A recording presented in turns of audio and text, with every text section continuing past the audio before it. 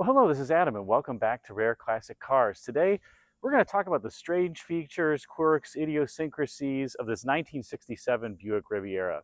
We just had Dick Rusin on the program, who was a junior designer in Oldsmobile Studio when the sibling to the Riviera, the Tornado, was being designed. And Dick took us through a lot of the design features of that Tornado and what it shared in particular with this Riviera, as well as the Eldorado that came out in 1967.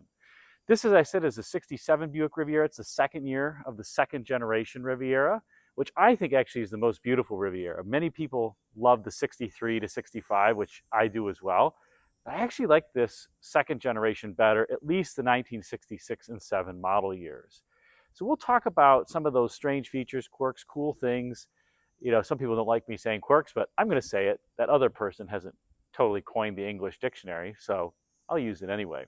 But let's talk about this car, what is unique about it, what's different, because it has some really, really interesting features. All right, so interesting things, strange features, quirks, etc. about this 67 Riviera. The first thing, as I said, this is the second year of the second generation Riviera, and you can tell the 67s versus the 66s by a few different items. The first is that the 66s had block lettering that spelled out Riviera there on the front of the hood. The 67 has this beautiful script Riviera. And the grille is a little bit different with a more prominent center bar here than the 66s. I prefer this cursive Riviera script to the 66s, but that's just my preference. As we look on the side of the car, and again, I'll put a link to the video with Dick Rusin in the description, but the Riviera shared a number of components with the Tornado, including the front A-pillar, the windshield, the backlight, and the roof panel, despite it having a different overall daylight opening or window glass area. And that's because the roof panel is sectioned right here. This is where it joins to the quarter panel. And you can actually, on this car, see the little waviness here. This is an original paint car, never been restored, and that is how you can tell, see the little waves and the lines and the reflection, that it's original, is that it wasn't done totally well on this right side. The driver's side is actually better, but that's one of the features. In any event, that allowed the Riviera to share that roof panel. And notice here on the exhaust system, the Riviera has two vents. We can reference the Tornado here. The Tornado has four, and they just didn't stamp these on the Riviera. They didn't recenter these two. And you can see what I mean about the daylight opening, how the Tornado has this curve here after this point that comes into the belt, whereas the Riviera is this sharp crease. A defining theme of this Riviera from a styling perspective is the so-called W shape in plan view. And plan view means a bird's eye view, a view from top down. So imagine you're looking at this car from the top down, it kind of looks like an M shape, or if you're looking the other way, it looks like a W. And that is also a theme that's on the front end here. This was a theme that was kind of becoming popular in the 60s, but I think Buick did it super well and tastefully on this car, and it just looks great overall.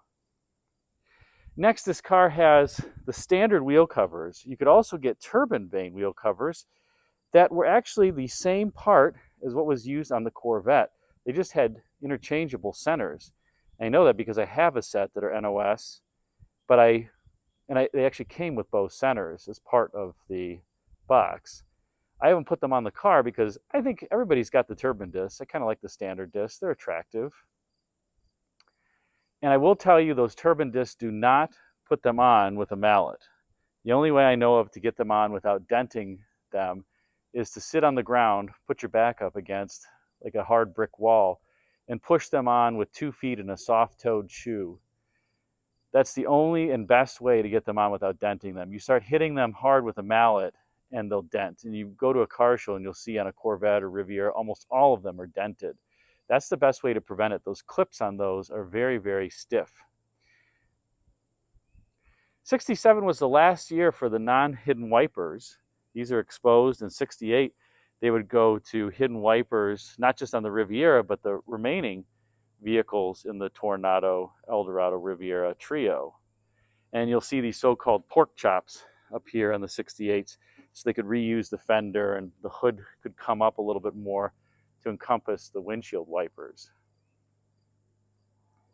Notice there are no side marker lights on this car. 67 was the last year for that to be devoid, for the car to be devoid of those side marker lamps. 68, they would have to have side marker lamps. So you don't really know anybody's turning if you look from the side or this car is coming. But that would come in 68, as I said.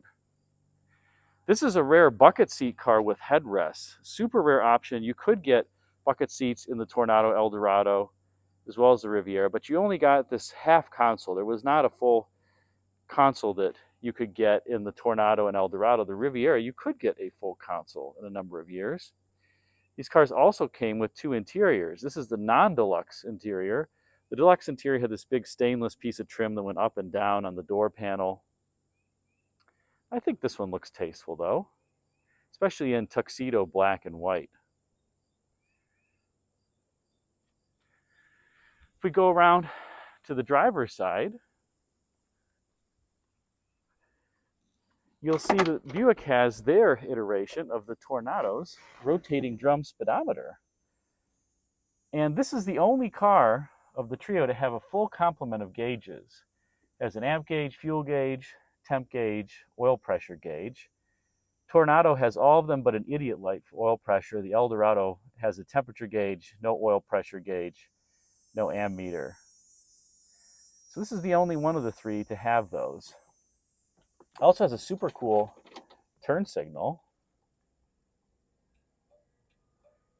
I always thought that was a cool approach to the turn signals. And you have a little courtesy light here, no lights in the kick wells.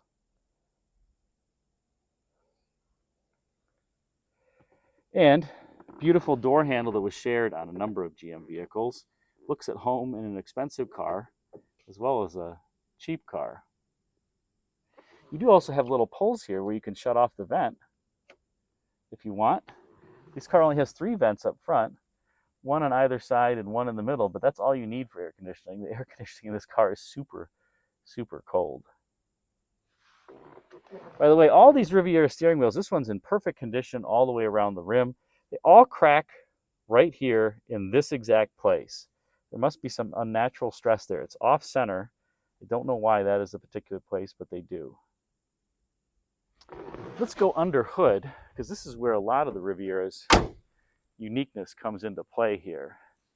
And some people are going to slaughter me because this is an undetailed engine bay. It's original, but it's only original once. And it helps if I can lift this heavy hood with one hand and unlatch it at the same time. So here we have Buick's 430 cubic inch V8. This is the first year of the 430. It was a 425 cubic inch nailhead V8 for 66. So made a little bit more power, 360 horsepower versus 340, I believe, for the nailhead. And this one is not a GS. It doesn't have the Star Wars air cleaner. You could get a so-called Star Wars air cleaner on these as well. That's super cool. I'll put a picture of it so you can see what it looks like. But again, this was the first year of Buick's 430. And the one thing I will say about these is you want to get one that had its oil changed frequently, because these do have some upper end oiling issues, and even the oil pump down here, which is part of the oil filter housing, can have some issues on these Buicks, and the water pumps are a bear to change. This one has been changed recently. The original pump finally was making a fair amount of noise, and I had it changed. So make sure you get one where you don't see it's all sludgy when you take off the oil fill cap. These have solid push rods as opposed to hollow push rods like most engines, and if the oil passages got clogged, it was tough for the upper end to get oiled properly. Thankfully, this one had its oil changed frequently. Next, you have these hidden headlights, which on the Riviera are unique. This is the only of the 3 vehicles that use an electric motor to operate the hidden headlights. The Eldorado and Tornado use vacuum. You can see it's one motor in the center with these rods, kind of like torsion bars, that go out to the headlights, and they just rotate down. I'll show that in a second, and then rotate back up. But More reliable, I would say, than the vacuum setup. This system works flawlessly. And this car was also one where GM styling chief Bill Mitchell wanted the car to look good with the headlights down or up, and the car looks great either way. The Tornado kind of looks like a frog with the headlights up. The Eldorado looks good, but they're unfinished headlights behind the panel that drops down when you turn the headlights on. Also under hood, we have something different from the first-gen Riviera.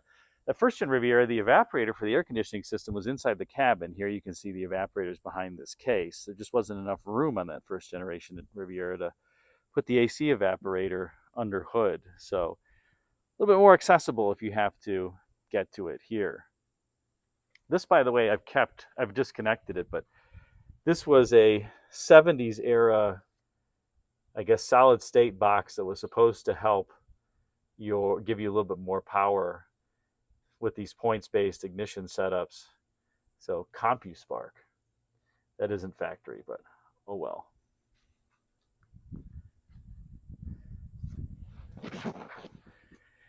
The other thing about this vehicle, if we look underneath here, the Riviera has a full X-frame, whereas the Tornado and the Eldorado don't. And it has 4-coil suspension, you can see there, and 2 shocks in the rear, 1 on each side. The Tornado and Eldorado have 4 shocks total, 2 on each side. So different setup. And there's the underbody. Again, full X-frame. This would be kind of the end of the X-frame era cars. You can imagine there's the X there. You can see it. This wasn't overly popular for side crash requirements that would later come in, but it was a good setup. And the Riviera benefits from it significantly. It's a better handler, and it's a better ride than the Tornado and Eldorado. Because of that 3/4 length frame on the Tornado and Eldorado, the bodies had to be very rigid. And so the Riviera has a rigid body and a rigid full X frame. It gets the benefits of both. Let's turn these headlights on and take a better look at those for a second. So I'll turn the key on. We'll rotate the headlights down. And I'll close the hood so you can see. Looks good with the headlights down. And interestingly, if you turn the key off while you still have the headlights on, they'll stay down, even if you push in the headlight switch until you cycle the key again. I think these are the best looking hidden headlights that are not down all the time. And then if I cycle the key, you can see they'll go back up.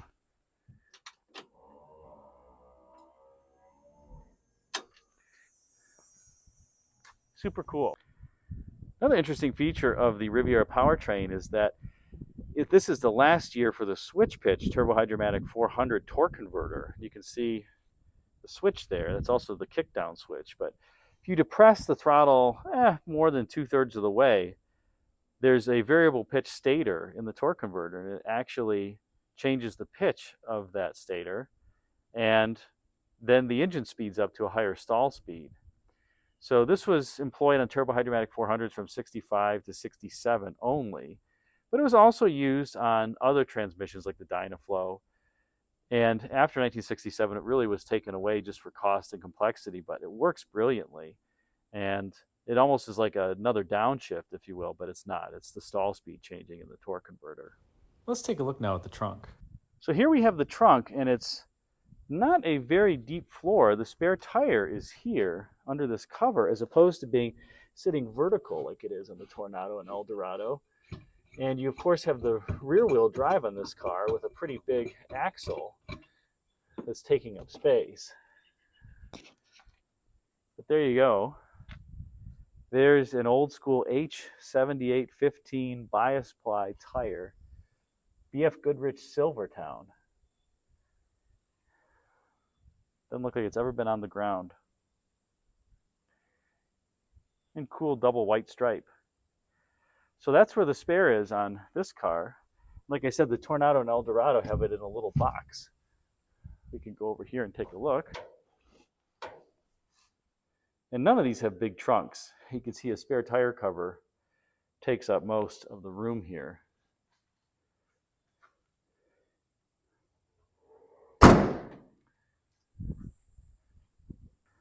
Another strange feature of these was that this ventilation system, of course, rain gets in here, and you have to drain the water out. So a lot of these cars had trunks that rusted out because you could see these rubber pipes here that take that water and dump it out in the rear fender wells. Well, of course, that rubber would crack over time, and then the water would leak into the trunk and it would rot the trunk out. Thankfully, on neither of these cars is that the case, but that is the case on a number of these vehicles. So watch out for rusty trunk pans and floors on these Rivieras, Eldorados, and Tornados. Don't want to buy a car that you're going to have that issue with. Well, there you go. Hope you enjoyed this walk around of the 1967 Riviera and some of the interesting features about it. I think it's one of the most beautiful cars that GM ever put together. But let me know what your thoughts are. Put them in the comment section. And do you like this one better than the first generation Riviera now that you've seen it? This is kind of the forgotten Riviera, even though it sold very well. It sold better than the first generation. I think in 1967, they sold 42,000 units, which was the best-selling E-platform car of the Olds, Tornado, Eldorado, and the Riviera. So in any case, hope you enjoyed this. Thanks again for watching.